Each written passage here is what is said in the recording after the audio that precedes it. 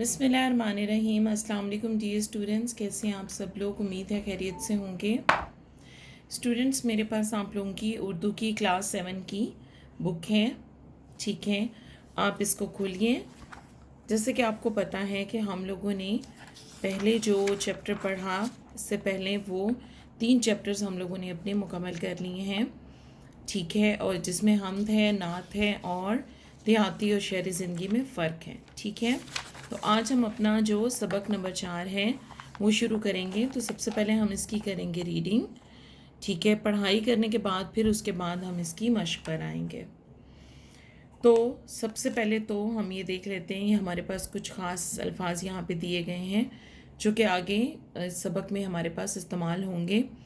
انتشار، تغیر و تبدل، حشرات الارض، حسن ترتیب، وقار، گامزن، کار فرمائی، عملداری، ٹھیک ہے؟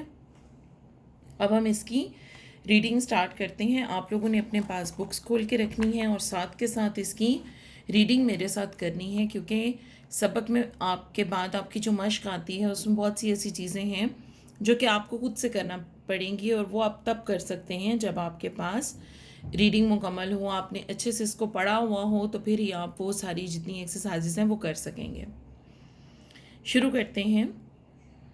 نظم و ضبط دو لفظوں نظم اور ضبط کا مجموعہ ہے، ٹھیک ہے؟ یہ نظم اور ضبط سے مل کے بنا ہے۔ یہ دونوں عربی زبان کے لفظ ہیں۔ نظم کے معنی ہے لڑی میں پرونا اور ترتیب دینا، جبکہ ضبط کے معنی ہے رکاوٹ۔ ضبط ہوتا ہے یعنی کنٹرول، اپنے اوپر کنٹرول رکھنا، اور نظم کے معنی ہے ایک ترتیب، ٹھیک ہے؟ ایک ترتیب میں کسی چیز کا ہونا، اس کو ہم نظم بولتے ہیں۔ اس کا مطلب یہ ہوا کہ اپنے کاموں میں کسی قانون اور قاعدے کی پابندی کرنے کا نام نظم و ضبط ہے، ٹھیک ہے؟ کہ اپنی لائف میں جیسے ہم یہ کہتی ہیں کہ آپ کی لائف میں ڈسپلن ہونا چاہیے، تو وہ ڈسپلن کیا ہے؟ وہ یہ نظم و ضبط ہے۔ ذاتی مفادات اور خواہشات کو روک کر اپنی صلاحیتوں کو کسی اعلیٰ نصب العین کی طرف منظم کرنا نظم و ضبط کہلاتا ہے۔ نصب العین ہوتا ہے آپ کی زندگی کا مقصد، ٹھیک ہے؟ تو بعض اوقات ہم لوگ اپنی بہت سی جو خواہشات ہوتی ہیں ان کی قربانی دیتے ہیں، ان کو سیکریفائس کرتے ہیں کسی بڑے مقصد کو حاصل کرنے کے لیے۔ تو اس کے لیے زندگی میں آپ کو کیا ضرورت ہوتی ہے؟ آپ کو نظم و ضبط کی ضرورت ہوتی ہے۔ ہم یہ بھی کہہ سکتے ہیں کہ نظم و ضبط حسن ترتیب کا دوسرا نام ہے۔ ترتیب یعنی حسن ترتیب مطلب ایک عمدہ ترتیب، ایک خاص ترتیب کے ساتھ، سیکوینس کے ساتھ۔ جو لوگ نظم و ضبط کی پابندی کرتے ہیں ان کی زندگی اصول و ضوابط کے مطابق گزرتی ہے، اور ان کے ہر کام میں ایک سلیقہ اور ترتیب نظر آتی ہے۔ اس کے برعکس وہ لوگ جو نظم و ضبط سے عاری ہوتے ہیں ان کی زندگی میں کسی قاعدے یا قانون کی پابندی نظر نہیں آتی۔ ایسے لوگوں کی زندگی بے سلیقہ اور بے ترتیب گزرتی ہے۔ یعنی اگر آپ کی زندگی میں نظم و ضبط نہیں ہے تو پھر آپ کی زندگی میں بہت بے ترتیبی ہوگی۔ آپ کام کرتے ہیں، آپ کو روٹین ایک بنی ہوتی ہے، دن میں آپ کے بہت سے کام ہوتے ہیں۔ اگر آپ ان کاموں پہ اس روٹین کے ساتھ عمل نہیں کریں تو آپ کو خود بھی کچھ نہیں پتہ چلے گا کہ ہم نے کیا کام کس وقت کرنا ہے، کون سے کام کرنے کا بہترین وقت کیا ہے، طریقہ کیا ہے۔ یہ تمام چیزیں تب آتی ہیں جب اپنی لائف میں آپ ایک ڈسپلن لے کر آتے ہیں، ایک نظم و ضبط لے کر آتے ہیں۔ زندگی کے ہر شعبے میں نظم و ضبط کی پابندی ضروری ہے۔ وہ لوگ جو نظم و ضبط کو اپنا شعار بناتے ہیں ان کی زندگی سکون سے گزرتی ہے، جبکہ نظم و ضبط کی پرواہ نہ کرنے والوں کی زندگی بے سکونی اور انتشار کا نمونہ پیش کرتی ہے۔ زندگی میں وہی لوگ کامیاب ہوتے ہیں جو اپنے کام کی منصوبہ بندی کرتے ہیں اور وقت کو بہترین انداز میں صرف کرتے ہیں۔ زندگی کے ہر شعبے میں نظم و ضبط ہمیں چاہیے۔ ہم نظم و ضبط کو اپنا شعار بنائیں۔ شعار کیا؟ ہم اس کی عادت اپنائیں۔ اپنی زندگی گزارنے کا جیسے ایک طریقہ ہوتا ہے، اس طریقے میں ہم نے اس نظم و ضبط کو شامل کرنا ہوتا ہے۔ ہماری زندگی تبھی سکون سے گزرتی ہے جب ہم نظم و ضبط کی پرواہ کرتے ہیں۔ نہیں کریں گے تو کیا ہوگا؟ ہماری زندگی میں بے سکونی ہوگی، بکھرا پن ہوگا۔ یعنی ایک آپ کی لائف میں جیسے ایک ہوتی ایک سکون کی زندگی ہوتی ہے، اسٹیبل لائف ہوتی ہے، وہ نہیں ہوگی۔ آپ کی لائف ایسے لگے گی بکھری بکھری سی ہیں، چیزیں بکھری بکھری ہیں آپ کی زندگی میں۔ کامیاب وہی لوگ ہوتے ہیں جو کام کی منصوبہ بندی کرتے ہیں، یعنی جیسے ہم پلاننگ کرتے ہیں کہ ہم نے کیا کرنا ہے، آج کا ہمارا کام کیا ہوگا، تو اس کو ہم کیا کہتے ہیں، منصوبہ بندی. تو وہ وقت کو بہترین انداز میں صرف کرتے ہیں. جیسے اگر مجھے پتہ ہے کہ آج میں نے سارا دن کیا کام کرنا ہے، تو اس طرح میرا وقت ضائع نہیں ہوگا. میں نے ایک منصوبہ بندی کی ہوگی، سارا دن اپنی ایک روٹین بنائی ہوگی، تو اس میں میرا ٹائم ضائع نہیں ہوگا. ورنہ میں سارا دن ہی سوچتی رہوں گی کہ مجھے یہ کام بھی کرنا ہے، یہ کام بھی کرنا ہے، یہ بھی کام بھی کرنا ہے. تو میں کام کرنے کے بجائے سارا دن صرف جب منصوبہ بندی کرتی رہوں گی تو پھر اس کے بعد میرا کام نہیں ہوگا. تو نظم و ضبط یہی آپ کو سکھاتا ہے کہ ہر کام کرنے سے پہلے آپ اس کا ایک ترتیب بنا لیں، آپ اس کا ایک جو منصوبہ بندی ہے وہ کر لیں، اس کی پلاننگ کر لیں، پھر اس کے بعد آپ کو آسانی ہوگی اس کے اوپر عمل کرنے میں. نظم و ضبط کے بغیر زندگی میں کامیابی نہیں آ سکتی. اس کی پابندی ہی کامیابی کی دلیل ہے. ٹھیک ہے، دلیل کا مطلب آپ کو پتہ ہے، یعنی یہ یقین ہونا، ایک چیز کی لاجک دینا کہ آپ کی زندگی میں کامیابی کا جو ایک رستہ ہے وہ کس سے، نظم و ضبط سے ہی ہو کے گزرتا ہے. وہ لوگ جو نظم و ضبط کے عادی ہوتے ہیں، کامیابی ان کے قدم چومتی ہے. ٹھیک ہے، کامیابی ان کے قدم چومتی ہے، اس کا مطلب کیا ہے کہ کامیابی ان کو حاصل ہو جاتی ہے. اللہ تعالیٰ کا پیدا کیا ہوا نظام کائنات اپنے اندر ایک خاص ترتیب رکھتا ہے. جیسے کہ سورج کا ہر صبح مقررہ وقت پر مشرق سے طلوع ہونا، مقرر وقت پر مغرب میں غروب ہونا نظم و ضبط کی عمدہ مثال ہے. چاند کے گھٹنے بڑھنے میں بھی ایک ترتیب ہے. موسموں کا تغیر و تبدل بھی ہمیں نظم و ضبط سکھاتا ہے. اس نظام فطرت سے انسان کو سبق ملتا ہے کہ وہ بھی اپنے ہر کام میں اس نے ترتیب سے کام لے. اس میں ہمیں جو عام نیچر کی جتنی چیزیں ان کے متعلق بتایا کہ اگر آپ نوٹ کریں تو ایک موسموں میں بھی ایک خاص قسم کا سیکوینس ہے. گرمی ہے، پھر اس کے بعد خزاں آتا ہے، پھر دسمبر آتا ہے تو پھر ٹھنڈ ہو جاتی ہے بہت زیادہ، اور سردی ہوتی ہے، سردی کے بعد پھر ہمارے پاس بہار کا موسم آتا ہے. تو اس طرح ہمارے موسموں میں بھی ایک ترتیب ہے، خوبصورتی ہے. سورج نکلتا ہے، دن ہو جاتا ہے، پھر سورج غروب ہوتا ہے، رات آ جاتی ہیں، رات کے وقت چاند آ جاتا ہے. چاند کی مختلف تاریخیں ہوتی ہیں، کبھی وہ بڑھتا ہے، کبھی گھٹتا ہے. تو ان تمام چیزوں میں اگر آپ یہ دیکھیں کہ ایک نظم و ضبط ہے، یعنی سورج نے صبح اپنے وقت پر ہی مشرق سے طلوع ہونا ہے.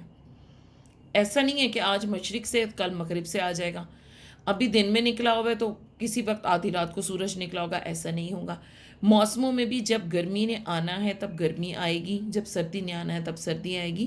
تو ہر ایک چیز جو نظام قدرت ہے اس میں بھی ہر ایک چیز نظم و ضبط سے ترتیب سے چل رہی ہے. پرندے، جانور، حشرات الارض، یہ انسیکٹس کو کہتے ہیں، بھی نظم و ضبط کا خیال رکھتے ہیں. دن بھر دانہ چگنے کے بعد جب پرندے شام کو واپس اپنے گھونسلوں میں جاتے ہیں تو خاص ترتیب سے اٹھتے ہیں. شہد کی مکھیوں کی زندگی دیکھیں تو آپ کو پتہ چلتا ہے کہ ننھی مخلوق کس قدر منظم اور باقاعدہ ہے. چیونٹی اگرچہ کمزور مخلوق ہے لیکن کبھی آپ نے اسے چلتے دیکھا ہے؟ کیا مجال ہے کہ کوئی قطار کی خلاف ورزی کرے. اونٹ صحرا میں چلتے دیکھیں، سیدھی قطار میں چلتے ہیں. تو جتنے یہ پرندے ہیں، جانور ہیں، آپ دیکھیں ان کی لائف میں بھی بڑا ایک سیکوینس ہوتا ہے، ایک ترتیب ہوتی ہیں. اگر شہد کی مکھی آپ آبزرو کریں تو ان کی مختلف انہوں نے اپنی بنائی ہوتی ہیں. کوئی ورکرز ہوتی ہیں، کوئی کوئین ہوتی ہیں، پھر کوئی ایسے ہوتے ہیں جو گارڈ کی طرح حفاظت کرتے ہیں. ٹھیک ہے، تو ان کا بڑا ایک منظم طریقہ ہوتا ہے کہ یہ اپنے چھتے سے نکلتی ہیں، پھر جاتی ہیں پھولوں میں، وہاں پر رس اکٹھا کرتی ہیں، واپس آتی ہیں، شہد بناتی ہیں. تو ان کی لائف میں بہت نظم و ضبط ہے. اسی طرح چونٹیوں کی قطاریں تو ہم بہت عام دیکھتے ہیں کہ چونٹیاں جب بھی چلیں گی، چاہے وہ 5 بھی ہوں گی، وہ کوشش کریں گی قطار میں ہی چلیں. ٹھیک ہے، تو یہ سب جتنی بھی یہ مخلوق ہیں یہ ہمیں کیا بتاتی ہیں کہ زندگی میں نظم و ضبط اور ترتیب ہونی چاہیے. ہمارا دین بھی ہمیں نظم و ضبط کا درس دیتا ہے. مقررہ اوقات میں نماز پنجگانہ کی ادائیگی نظم و ضبط کی عمدہ مثال ہے کہ امام کی قیادت میں سب کا ایک ساتھ رکوع سجود کرنا حسن ترتیب کا اعلیٰ نمونہ ہے. رمضان کے مقدس مہینے میں روزے رکھنا، سحر سے لے کر افطار تک کچھ نہ کھانا پینا ہمیں نظم و ضبط کا پیغام دیتا ہے.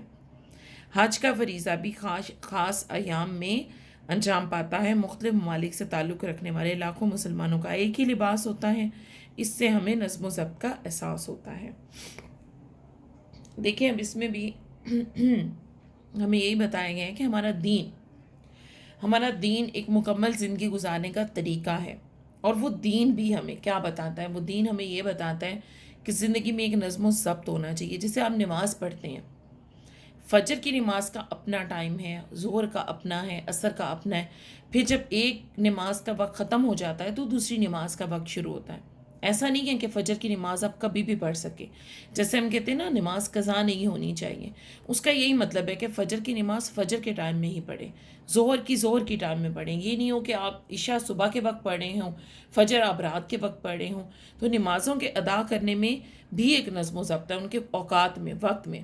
اس کے علاوہ جب آپ مسجد میں دیکھیں جو باجماعت نماز ہوتی ہیں، اس میں کتنا ایک ہی وقت پہ جیسے کھڑے ہو رہے ہیں، قیام کر رہے ہیں، رکوع کر رہے ہیں، سجدہ کر رہے ہیں، تو یہ سب ایک کیا ہوتا ہے؟ ایک ترتیب کے تحت ہوتا ہے۔ رمضان کے مہینے میں سب مسلمان رمضان کے مہینے میں روزے رکھتے ہیں، اور روزہ سحری سے افطار تک ہی ہوتا ہے، اور روزے میں آپ نے کچھ نہیں کھانا پینا۔ تو اس میں بھی آپ دیکھیں تو ہمارے لیے نظم و ضبط کا بڑا زبردست سبق اور پیغام ہے۔ حج ہے، حج بھی ایک خاص وقت پہ ہوتا ہے، ایک خاص مہینے کی خاص تاریخوں میں ہی ہے، ایسا نہیں ہے سال میں کسی بھی وقت آپ حج کر سکیں۔ تو حج کا فریضہ بھی اگر آپ دیکھیں تو اتنے ملکوں سے لوگ آتے ہیں، ہر ملک کا ایک اپنا لباس ہوتا ہے، ایک اپنی تہذیب ہوتی ہے، لیکن جب وہ حج کے لیے اکٹھے ہوتے ہیں تو ان کا لباس بھی ایک جیسا ہوتا ہے اور ایک ہی طریقے سے حج ادا کر رہے ہوتے ہیں۔ تو اس میں بھی ہمیں نظم و ضبط کا پتہ چلتا ہے۔ نبی کریم صلی اللہ علیہ وآلہ وسلم نظم و ضبط کو بہت اہمیت دیتے تھے۔ آپ صلی اللہ علیہ وسلم جب نماز کے لیے کھڑے ہوتے تو سب سے پہلے صفیں سیدھی کرواتے ہیں۔ آپ صلی اللہ علیہ وسلم فرماتے صفیں سیدھی کرو، صفیں ٹیڑھی مت بناؤ ورنہ اللہ تعالیٰ تمہارے دلوں کو ٹیڑھا کر دے گا۔ دیکھیں اس میں کتنا ایک خوبصورت پیغام ہے سب کے لیے کہ نظم و ضبط، حالانکہ نماز ہو جائے گی اگر آپ ٹیڑھے بھی کھڑے ہوں گے، آپ آگے پیچھے بھی کھڑے ہیں نماز، لیکن باجماعت نماز کا ایک اصول ہے، ایک طریقہ ہے جو وضع کر دیا گیا اور آپ نے اسی پہ ہی عمل کرنا ہے۔ وہ طالب علم جس کی زندگی میں نظم و ضبط کی کار فرمائی ہوگی وہ ہر روز ایک خاص ترتیب سے سارے کام کرے گا۔ اس کے صبح جاگنے، نماز پڑھنے، ورزش کرنے، ناشتہ، اسکول جانا، واپس آنا، آرام کرنا، کھیلنا، کام کرنا، ان سب چیزوں کے یعنی آپ کے دن کی ایک روٹین بنی ہے۔ آج کل تو جیسے آپ کو چھٹیاں، آپ گھر پہ ہیں، کوشش کریں کہ اپنے گھر پہ بھی اپنی ایک روٹین بنائیں، کیونکہ اگر جب تک آپ اپنے گھر میں اپنا ایک ٹائم ٹیبل نہیں بنائیں گے، نہ آپ ٹھیک سے پڑھ پائیں گے، نہ آپ اپنے فارغ وقت کو انجوائے کر پائیں گے، تو نہ اپنی فیملی کے ساتھ بیٹھ سکیں گے۔ تو اس لیے جب آپ گھر پہ ہوں تو بھی آپ کو ایک ٹائم ٹیبل بنا کے اس پر عمل کرنا چاہیے، جیسے آپ عام اسکول کے دنوں میں کرتے ہیں۔ نظم و ضبط کی وجہ سے اس امتحان میں کوئی پریشانی نہیں ہوگی۔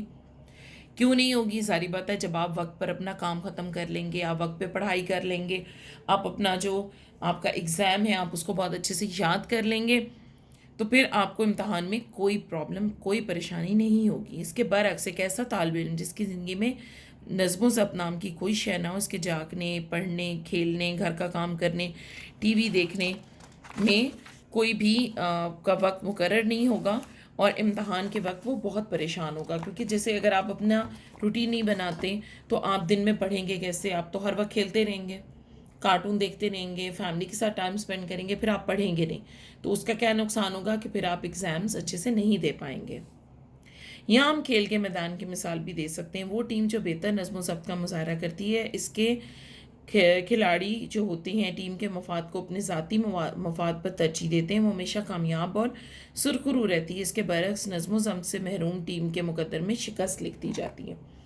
آپ میں سے بہت سے بچوں کو کرکٹ پسند ہوگی۔ آپ دیکھیں اگر کرکٹ کے اندر سب لوگ ایک ترتیب سے نہ کھیلیں تو کیا ہوگا؟ کسی ایک کی غلطی کی وجہ سے پوری ٹیم کو خمیازہ بھگتنا پڑے گا۔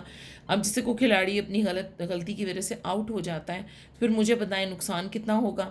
اس ٹیم کو بہت زیادہ نقصان ہوگا۔ اسی طرح اگر کوئی بالر ہے، وہ بالنگ کروا رہا ہے اور اس کی وجہ سے رنز بن رہے ہیں بہت زیادہ اور وہ اچھا نہیں کھیل رہا، تو پھر بھی کیا ہوگا؟ ٹیم کو نقصان ہوگا۔ تو ایک دوسرے کو مدد کر کے ایک ترتیب کے ساتھ کہ کس نے کیا کام کرنا ہے، کون میدان میں کدھر کھڑا ہوگا، کس کے ذمہ کیا ذمہ داری ہوگی، تو کون سا کریکٹر اس کو دیا جائے گا، جب وہ اس کو اچھے طریقے سے اس پہ عمل کریں گے، نظم و ضبط پہ عمل کریں گے، تو ہی وہ کامیاب ہو پائیں گے۔ بدقسمتی سے ہمارے یہاں بعض اوقات بد نظمی کے مناظر بھی دیکھنے کو ملتے ہیں. ایسا کرنے والے اپنے لیے بھی مشکلات پیدا کرتے ہیں, دوسروں کو بھی مصیبت میں ڈالتے ہیں. مثال کے طور پر آپ نے بس اسٹاپ پہ دیکھا ہوگا, ریلوے اسٹیشن, اگر کبھی آپ کو اتفاق ہوا تو وہاں اگر لوگ لائن بنا کے کھڑے ہوں, قطار میں ہوں, تو پھر کام بہت آرام سے ہو جائے گا. ہر کوئی اپنے وقت کے اوپر بس میں بیٹھ جائے گا, ٹرین میں بیٹھ جائے گا. اب یہاں کیا ہوتا ہے کہ لوگ ایک ہی وقت میں بیٹھنے کی کوشش کرتے ہیں, گھسنے کی کوشش کرتے ہیں. ڈور تو ایک ہی ہے, اس میں سے ایک ٹائم میں ایک ہی انسان گزر سکے گا. اس میں کیا ہوتا ہے کہ پھر بہت دھکم پہل ہو جاتی ہے, بحث ہو جاتی ہے, لڑائی ہو جاتی ہے, لوگ ایک دوسرے کو دھکا دے رہے ہوتے ہیں, چوٹ لگ سکتی ہے کسی کو. تو ہمیں کوشش کرنی چاہیے کہ ایسے موقعوں پر بھی نظم و ضبط سے کام لیں اور قطار بنا لیں تاکہ آسانی ہو.